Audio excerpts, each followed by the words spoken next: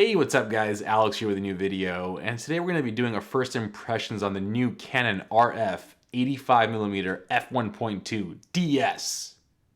These names just keep getting longer. The DS means defocus smoothing. Now, this is one of Canon's RF 85mm lenses. Now, if you are familiar with my channel, I used to own and I reviewed the Canon RF 85 1.2, and I did say it's the best 85mm out there. I stand by that claim, and I think it's one of the sharpest 85s, and at 1.2 is just magical. But this is one of Canon's versions. So Canon actually released two versions of this lens. Now, the first one, just a regular one, came out months ago, and this new one is the defocus smoothing that just came out. Now, if you're wondering, I sold my 85 1.2 to buy the 70-200. It's a great lens. I don't really regret that move. But after using the 70-200, and again, it's a great lens, it's gonna stay in my bag, I realized that I missed kind of that magic of the 1.2 with the 85. And with this coming out, I figured, you know what, if I'm gonna re-add the 85 to my bag, might as well give this one a shot. So this is my first impressions video. This is not a review. I've only used this lens twice, but I wanted to kind of get my thoughts out there. Like usual, I'll be putting up pictures of the session I did with this lens. I will also talk about a test I did to compare the light loss versus a 1.2 lens.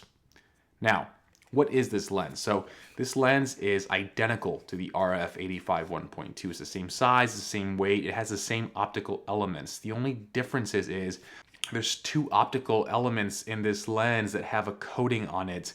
It's almost, imagine kind of like a ND filter on the edges of the element, and what that does is it gives you smoother bokeh.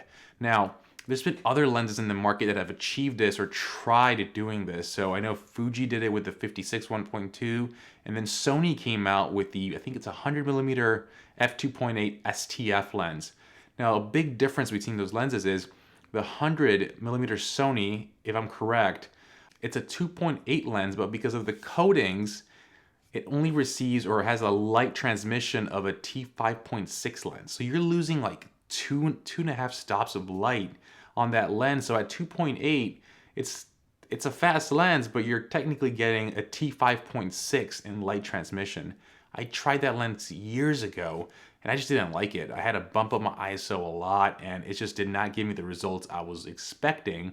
And again, it might be more of a studio lens. I did use it or tried to use it for a wedding and just did not like it. Now, with this version, Canon's promising one stop, or 1 1/3 stop of kind of light loss.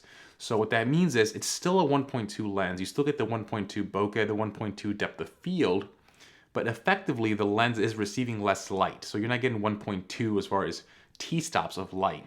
Hopefully that makes sense. I know it's a lot. But in the end, you're giving up a stop of light to get smoother bokeh. So is that worth $300? I really don't know, right? So as you've seen the pictures I'm putting up there, the bokeh is smoother. It looks dreamy. It's very nice. There's no edges or hard edges around it. But again, $300 is a lot for that look. For me, at least for my first impressions, it's a unique look, right? Odds are that not many photographers will spend the extra $300 to get this lens. So for me, I think that's the selling point, that my pictures with this lens will look significantly different than other people's pictures. Personal preference, right? The second thing is, and I'm gonna be renting a regular RF 85 1.2 to compare this, but Canon is saying that this is their sharpest 85mm ever produced. Now, they were very specific and said this one, not the regular one.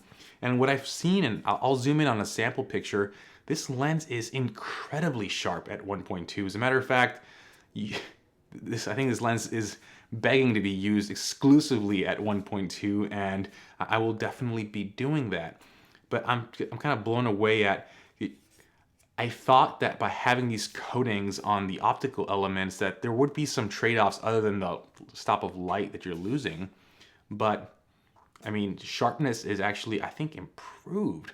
And the 85 or the RF 85 1.2 is already an incredibly sharp lens. I also did test that stop of light loss. And what I did was, since I don't have the other 85, I went ahead and took a picture at 1.2, and I'll put the settings up here, with the 85, and then I went ahead and slapped my 50 1.2 so we can see the difference of how much light difference there is between both lenses. And just like Canon said, it is effectively about a stop of light. Is it a deal breaker? I don't think so. It's not that much. It's not that drastic. Kind of like I mentioned with Sony's, you were getting a 2.8 lens, but effectively we're getting a 5.6 lens with the amount of light you're letting in. That's a big difference. I think here, one stop is not that big of a deal. And again, it's a trade-off for the unique look. You know, but is it worth the extra 300 bucks? That's going to be the big question, right? I'm going to go ahead and compare this 85 with the regular 85 1.2 so we can really see them head to head. $300 is a lot of money just to get a different type of background blur.